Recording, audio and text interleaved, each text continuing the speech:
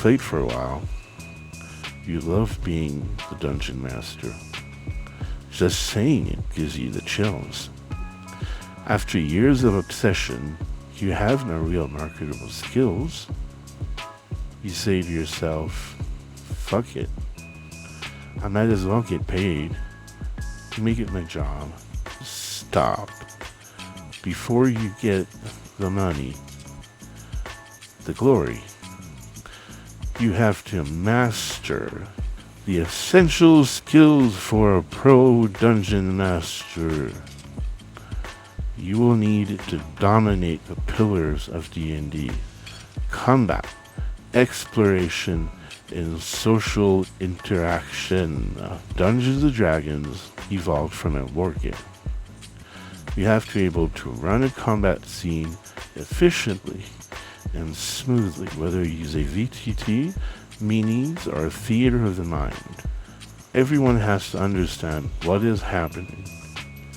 You must be fair and exciting. Do this and you will be a pro. Yeah. The name is Dungeons and Dragons. Dungeons comes first. Exploration is implied in the title. As a pro DM, you must bring to life the environment the players are exploring. The dungeon. Is it damp, like a cave, or a dry tomb where a mummy awaits? You have to keep in mind that some player characters may have enhanced senses. They may see in low light or even the pitch black dark. Outdoor environments may affect each player character differently. The barbarian dwarf may tolerate the cold, but the dainty elf maiden might shiver in the frosty mountains. You will have to keep track of items the players use up as they explore. Again, you want to be as smooth as possible. Your competition is video games, movies, television, YouTube. And you have to keep as lively and as exciting as those things are. You will be called to act out the parts of each NPC, from goblins to townfolks to noble ancient dragons. Make each encounter sound and feel different. This will deepen the quality of your game. Use a few voice acting tricks and an accent here and there, and it will bring your game sessions to a memorable place. Now that you got the skills, time to collect the bills. Well, you need to build your actual business. Create a professional website. Show your rates. Get testimonials. Hit up your ungrateful friends you've been playing with for years. Post high quality photos and videos of your game sessions. Your goal is to boost your credibility and appeal. Create matching social media accounts for your business. You're going to use established online platforms like Start Playing and Roll20. Those websites allow you to screen and schedule players, and I believe in the case of Start Playing, you can also handle financials through that website. You need to get known, so you can volunteer at conventions, at local game shops.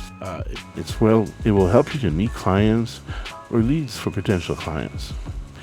And you will gain social experience. Heck, you can try to get a job at your local gaming store to get to meet everybody in your area, and you will be able to earn a little bit of coin to reinvest in your business. Sign up for organized play events such as D&D Adventure League. At this stage, it's all about getting to know as many people as possible and learning as much about the game as possible. If you follow these steps, you should have the skills and the business set up to be a pro dungeon master. Now let's talk about resources to keep your business going. Keeping your business going means that any resources can translate into more business. Dungeon Master Guide. Your Dungeon Master Guide. You'd be surprised how many folks buy this book and just skim it.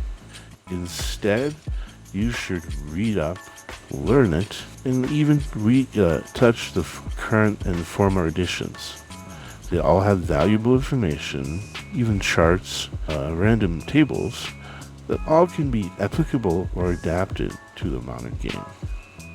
Now, let's talk about financial considerations. Most games on Roll20 and Find Your Game run between $15 and $30 per player. So a typical game can run between $45 to $180, running for 4 hours. You can earn between $11 and $45 per hour. Now, that's for game hour. Your prep time won't be paid, which means your best bet is to reuse materials, reuse dungeons, or even consider running a West March game where each game dovetails into a previous one. That way, you always have each player play session creates new content for the next group. But yeah, unlike your regular groups where you could use an adventure module only once, you will be reusing campaigns, encounters, locations constantly. Think of your game as an amusement park, like Disneyland. They don't rebuild Disneyland for each guest. Instead, what they do is they build a park that makes each individual think they're having a unique experience while delivering an assembly line execution. Now, you will need probably a virtual tabletop to simulate miniatures, a good communication tool like Zoom, and maybe some digital resources like D&D Beyond. If you play in person, you have to think about your location, venue, physical tools and props, and session logistics. You will have to find a place to play that is safe, easy to find, and accessible to all your players. You may choose to play out of your own home. If you live somewhere that is clean, comfortable, and distraction-free, that might be a great option. If you have roommates, a partner, or parents, you must make sure they are willing to accommodate you. If the stars don't align for your home play, you can try to find the various public spaces. Many game stores have a back room for your session. They may charge a nominal fee, which you can apply to the fee you charge your players. Another option is to use diners or coffee shops, provided that the players don't disturb the customers and everybody orders something. That can be a great solution. The drawback is that your players might get actually distracted by the ongoings of restaurant or coffee shop. And that's something you have to think about. Third option is you go to your players, and that allows you to shift the burden of location to them. The pros is that's one less thing for you to do. The biggest con is that because you're doing this, you have no control. Your players may have an obnoxious dog or something like that. It might be distracting to the game. And by the way, I love dogs. It's just a dog for me when I'm playing. I would swear to pet dogs and roll dice. That's just me. Alright, and the other option are public libraries. They often have meeting rooms. Last time I checked, you're limited by our library hours and availability, so that may be an option, that may not, depending on when your players want to meet. Now, nothing you have to consider. You have to make sure every battle map and mini is available. Dice, the more the better. If you can bring the cheapest dice you can find, but have a full set for each player. You can gift them a player as part of what they get from the game. It'll be a great souvenir. Bring copies of every handout, every secret letter that the players would receive. Bring multiple copies just in case. Sharing everything is not always fun. Bring a copy of your rule books. Your players may want to thumb through it, to get a grasp of what spells they really have and can do. Or it's just a good reference for you. You don't want to play out of the book. You must know what's going on, but it's always good to have it on hand. Now, scheduling is very important. Never be late. Remember, early is on time. Anything else is late.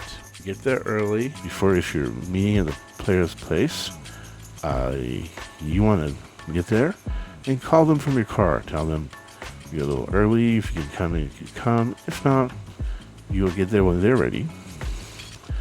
Another thing you have to do is figure out where you can handle payments. I recommend you use something like PayPal, Zelle, or Venmo. Don't try to handle cash. It's just safer. Last thing you need is to get mugged or some strange thing, especially if you're going to your player's location.